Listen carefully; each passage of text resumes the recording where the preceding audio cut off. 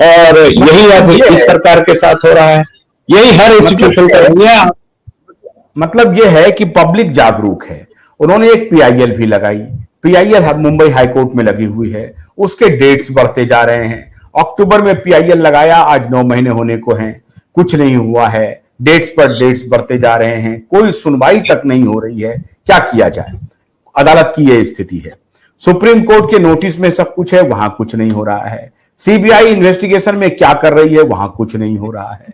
तो इसका मतलब है कि ये तो सिस्टमेटिक सेलेक्टिव फेल्योर है, और सेलेक्टिव बहुत शानदार है। केजरीवाल के मामले में बहुत एक्टिव है, सुशांत और दिशा के मामले में बिल्कुल ब्रेकडाउन है, इंस्टीट्यूशनल ब्रेकडाउन है। तो क्या ये मान लिया जाए कि कुछ भी नहीं हो सकता है? देखिए, ये मान लेना कुछ भी नहीं हो सकता, ये तो हमारी डेमोक्रेसी में ऐसा संभव नहीं। होता तो सब कुछ है, लेकिन इसको जो मल्टीपल एजेंसीज है, जैसे आप, मैं बार बार बोल रहा हूं कि जो कार्यपालिका है वो विधायिका पे फेंकती है, विधायिका न्यायपालिका पे फेंकती है बात को, तो वही इस केस में हो रहा है। न्यायपालिका ने फेंक दिया एग्जीक्यूटिव पर, एग्जीक्यूटिव सीबीआई है, सीबीआई कुछ कर नहीं रही है, वापस न्यायपालिका में आप गए हैं तो वहां पर भी कुछ नहीं हो रहा। अब जब होगा, कोई डायरेक्शन आएगी, फिर सीबीआई कुछ करेगी। अब कहीं ना कहीं कुछ कोई ना कोई इस चीज को डाइवर्ट कर रहा है, बचा रहा है। उसको आइडेंटिफाई कीजिए, उसको देखिए, उसकी तहकीकात कीजिए, और बहुत ज्यादा जब इस चीज को एक्सपोज आप करेंगे तब जाकर प्रेशर तो बनेगा। क्योंकि हमारे देश में ऐसा पहले भी हुआ है कि कोई किसी को गोली मारकर बरी हो गए, और बाद में मीडिया रिपोर्ट्स के ऊपर सुप्रीम कोर्ट ने बोला कि नहीं, ये फाइल्स हमारे पास, हाईकोर्ट से भी वो बरी हो गए सज्जन। फिर सुप्रीम कोर्ट ने उसको रिवर्स किया और उनको लाइफ इम्प्रिजनमेंट किया। ऐसा कई बार हुआ है, एक दो बार नहीं, 4 बार, 5 बार, 10 बार हुआ है, हाल फिलहाल में भी हुआ है।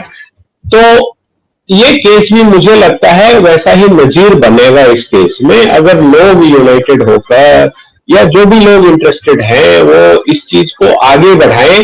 और खासकर आप अपना रोल कर ही रहे हैं, मीडिया हाउसेज अपना रोल कर रहे हैं, दोनों तरफ से रोल कर रही हैं। बचाने वाला भी रोल मीडिया हाउसेज ने किया है, और इसको एक्सपोज करने का भी काम जैसे आपने शुरू किया, तो आपके पीछे पीछे देखा देखी आपके और भी लोग करेंगे। तो मुझे लगता है कि यही एक ऑप्शन है, जनता का दरबार, जैसा कि अभी आपने कहा, वही एक अच्छा ऑप्शन है।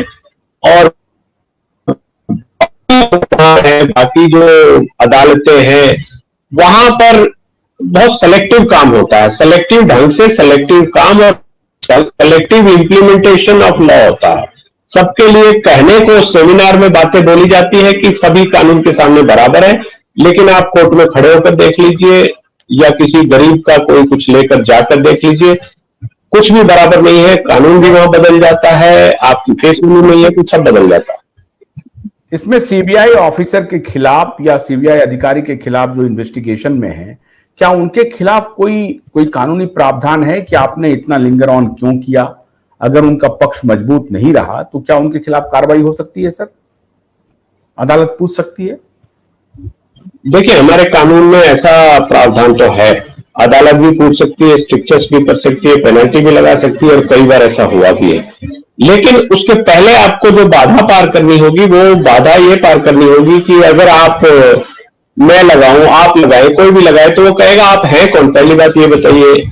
उनका परिवार वाले तो लोग आए, आप परिवार के हैं नहीं, आप कैसे अफेक्टेड है? तो मुझे लगता है काफी एनर्जी, काफी टाइम, काफी स्किल इसी में लग जाएगा कि आप पहले कन्विंस कराइए कि आप कौन है। फिर वो कहेंगे कि ठीक है जी, हम सेटिस्फाइड है कि आपका लोकस स्टैंडाई है इसमें, और अब हम सीबीआई को बुला के पूछते हैं। तो सीबीआई को बुलाकर पूछा जाएगा, कहा जाएगा कि आप क्यों नहीं कर रहे, और फिर कुछ भी कार्रवाई हो सकती है। वो तो ये थोड़ा सा अलग है ना। मतलब आप ये कह रहे हैं कि अगर उनके फैमिली वाले अप्रोच करें दोबारा अदालत में, सुप्रीम कोर्ट जाएं, हाई कोर्ट जाएं, और उनसे पूछें कि ये क्यों नहीं हो रहा है, तो ये मामला आगे बढ़ जाएगा फौरन?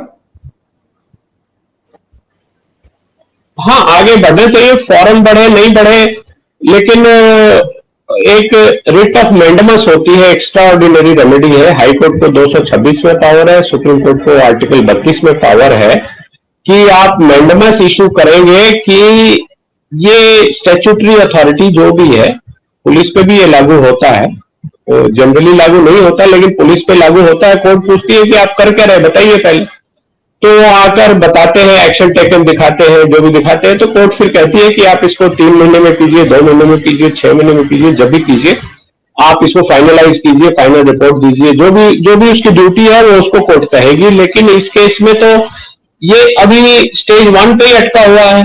चार्जशीट फाइल होगी, फाइनल रिपोर्ट में पता नहीं क्लोजर लगेगा, क्या लगेगा, उसके बाद फिर ट्रायल कब तक चलेगी, क्या चलेगा, 20 साल, 30 साल, 40 साल ट्रायल चलेगा।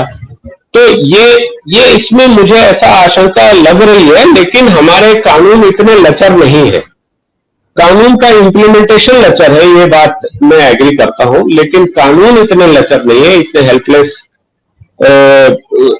कानून नहीं है, न लोग हैं।